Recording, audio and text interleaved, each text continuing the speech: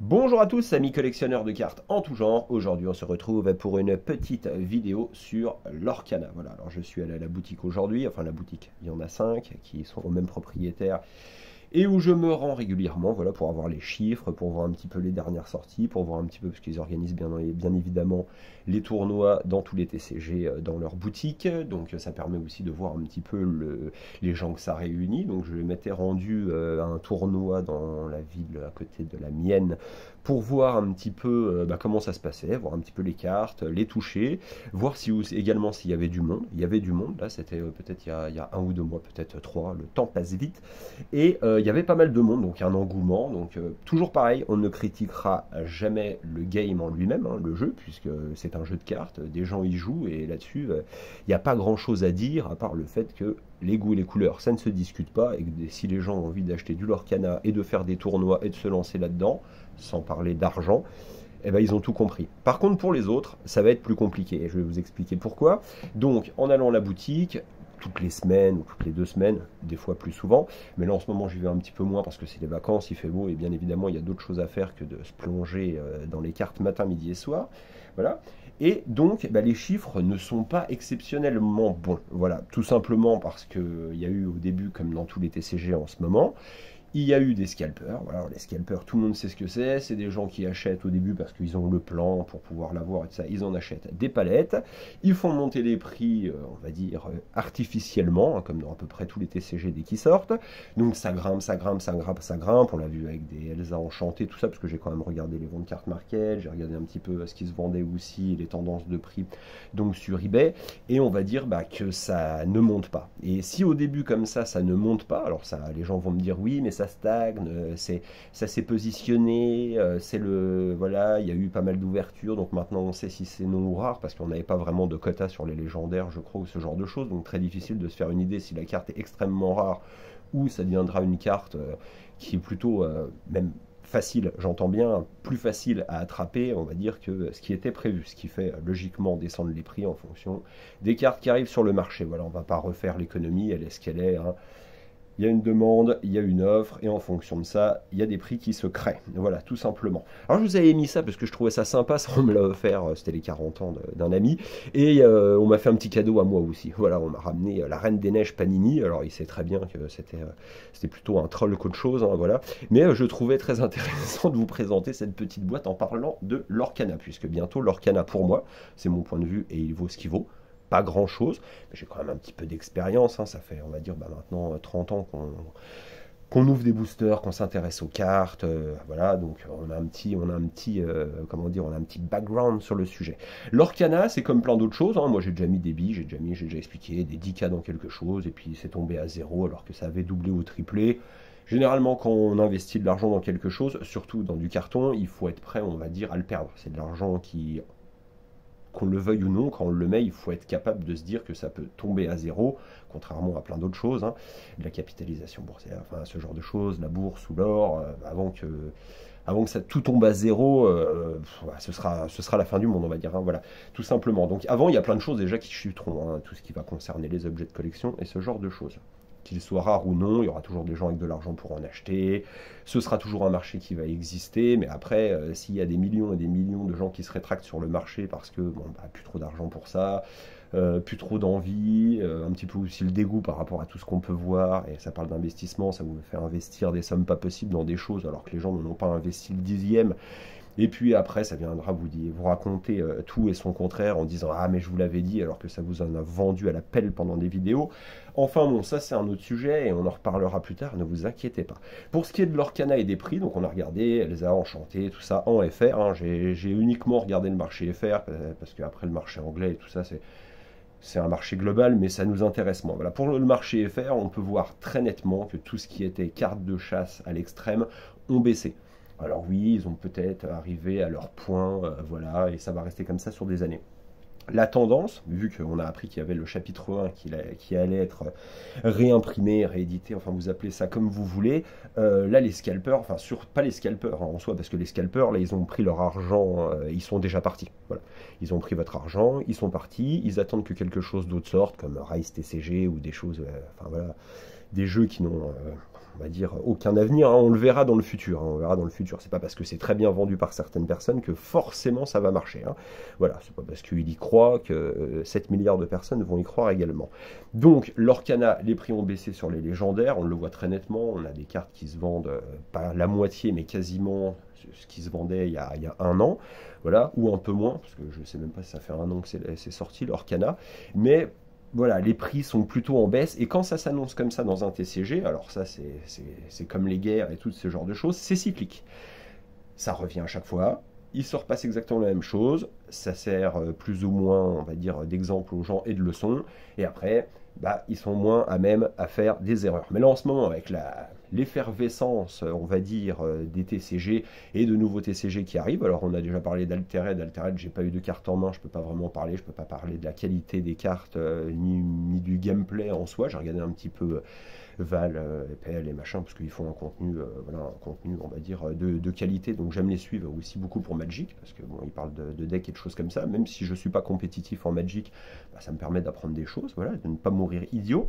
Et après, voilà, donc l'Orcana, chapitre 1, là, ils vont en ressortir, donc forcément, qu'est-ce qui va se passer? Bah là, tous ceux qui ont investi en masse en achetant des scalpers à la base plein pot, bah, sont en PLS, tout simplement. Alors, le meilleur conseil que je peux vous donner à ce jour, arrêtez d'aller faire grader vos cartes, ou autrement, dès que vous les recevez, vendez-les FISA, parce que fin d'année, début d'année prochaine, ça se ressent dans les chiffres. Je n'invente rien, je suis allé à la boutique, et là où avant vous ne trouviez plus de l'Orcana, parce que les gens avaient sauté dessus en se disant c'est le nouveau truc à la mode, ça va faire comme Magic et Pokémon, et on va faire du x10, x20 dans 10 ans, il y a peu de chances que ce soit le cas.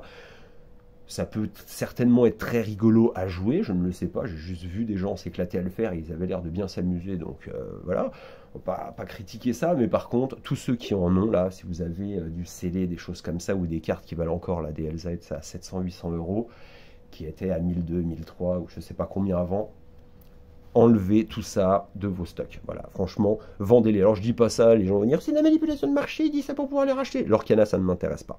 Ça ne m'intéresse pas, j'ai déjà de l'argent à mettre dans d'autres choses et d'autres passions et dans d'autres TCG que l'Orcana. Mais l'Orcana, ça a été un feu de paille, voilà, qui est en train de s'éteindre tout doucement et vous vous retrouverez, alors avec de belles cartes si vous les aimez, mais avec des cartes qui ne vaudront bientôt plus rien. C'est mon avis. Dans les commentaires, j'aurai encore le droit à ah ben on en reparlera quand les cartes sont à 3000 euros, mon petit bonhomme, et compagnie, blablabla, blablabla, toujours la même chose, voilà. Les gens sont persuadés de leur truc, c'est normal, hein, forcément, si vous avez mis des sommes folles dans quelque chose, bah, c'est toujours compliqué, on est quand même dans un certain déni, hein. Moi je l'ai été certainement un petit peu avec Metazoo à la base. Mais bon, pour Metazoo, vous regarderez, quand j'ai fait la vidéo, on parlait pas d'argent, on ouvrait des boîtes à 500 euros, et on parlait pas vraiment d'argent. Voilà, on n'était pas en train de vous dire, oui, vous allez vous faire les couilles en or. D'autres youtubeurs à l'époque, hein, il y a 2-3 ans, ont fait des vidéos, hein, se lancer uniquement sur Metazoo en français, en expliquant tous les prix, qu'il fallait investir là-dedans, qu'il fallait investir là-dedans. Vous allez les retrouver si vous cherchez un petit peu. Alors les chaînes sont fermées, hein, parce que c'était spécial Metazoo, et Metazoo, bah, ça a mis la clé sous la porte, voilà, et pourtant on en a déjà parlé, il y avait des boîtes à 15K, c'est allé bien au-dessus de l'Orcana, hein. C'est allé mais bien au-dessus de l'Orcana, et ça s'est écrasé au sol comme une merde, d'accord? On appelait même ça Metapou au lieu de Metazoo, on a eu droit à tout. Voilà, je sais pas si on a eu droit à du Lorcacana ou ce genre de merde, après ça sert pas à grand chose, voilà. Mais on a vu aussi, alors ce qui n'aide pas, c'est qu'il y avait Pixelburn ou je sais plus quoi, on pouvait y jouer sur une plateforme, alors c'est peut-être revenu, hein, mais Disney a totalement désavoué la chose, donc déjà quand la personne qui a la licence vous dit non mais stop, tu n'utilises pas ça pour faire de l'argent avec l'image de notre groupe, ça déstabilise un petit peu les investisseurs, vous voyez ce que je veux dire.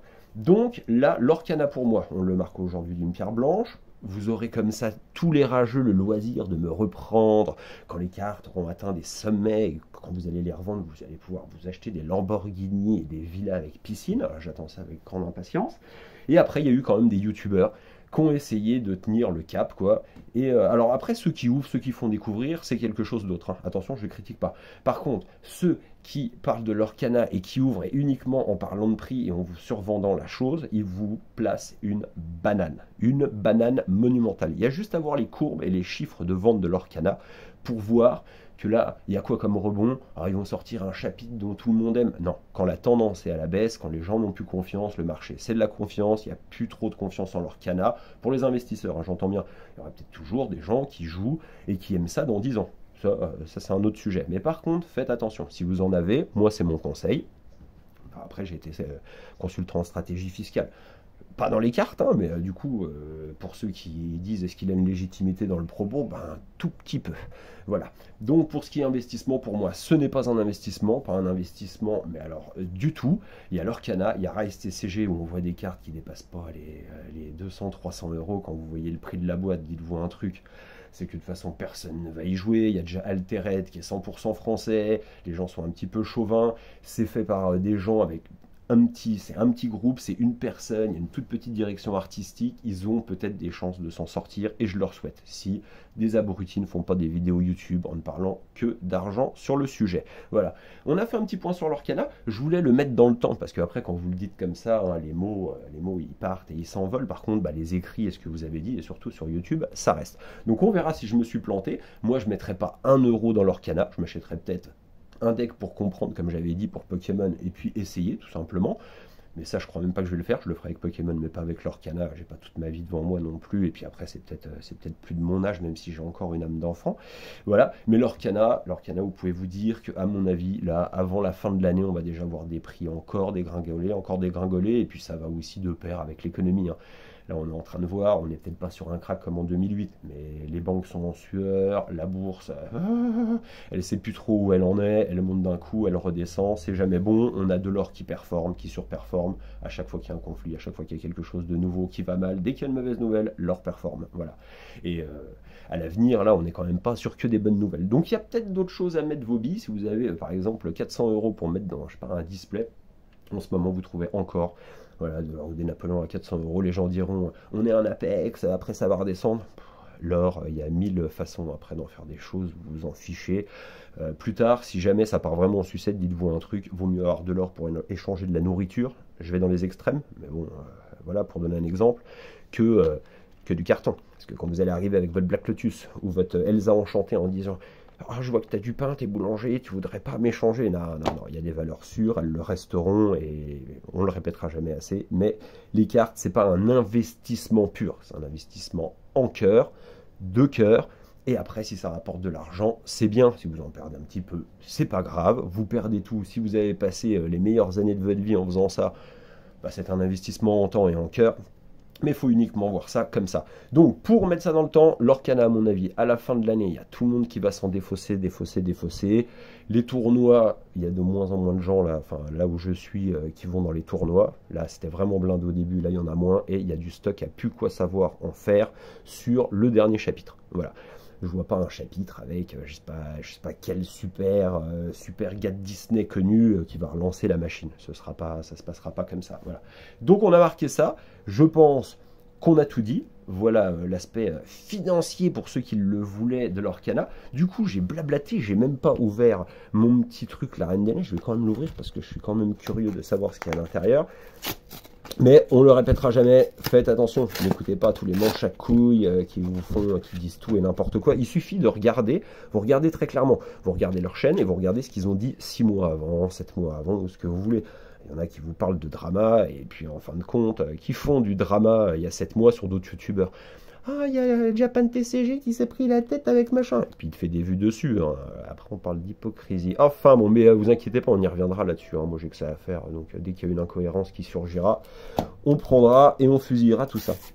On va ouvrir ce magnifique petit booster de cartes. Je vais en ouvrir déjà un. Les autres, je pense que là, je les ferai ouvrir par les enfants. Ça les amusera aussi. On les ouvrira ensemble. Donc voilà une carte à 1500 euros. Bon, je vais la faire graduer, je pense que je la vendrai 3002. Si elle a PS à 9, voilà. On a ce petit bonhomme. Hop, on a ça, je sais pas ce que c'est, ça doit être une chambre de machin. Oh, une file. Alors, je suis désolé, je me filme pas, je peux pas déchirer mon t-shirt en faisant trop, mais voilà. Très jolie petite carte, je donnerai ça au plus petit, il va être super content. Voilà, parce que là, il collectionne, là, ça y est, il n'arrête pas de m'en parler, il est à fond dans les cartes, et puis moi, à force de voir des tas de cartes partout, et dans la maison, il y a un moment, bon, ça le chatouille un petit peu, donc il veut se lancer là-dedans, donc on va commencer avec des choses simples comme ça. Et bah écoutez, pour moi, l'Orcana, c'est pas la fin, mais presque, c'était un gros coup de FOMO, regardez ce que ça veut dire, et ceux qui ont mis des billes dedans, bah larguez tout ça comme les scalpers l'ont fait avant vous, parce que vous allez vous mettre assis sur une sacrée somme d'argent. Il me reste à vous souhaiter une bonne fin de journée, et à bientôt.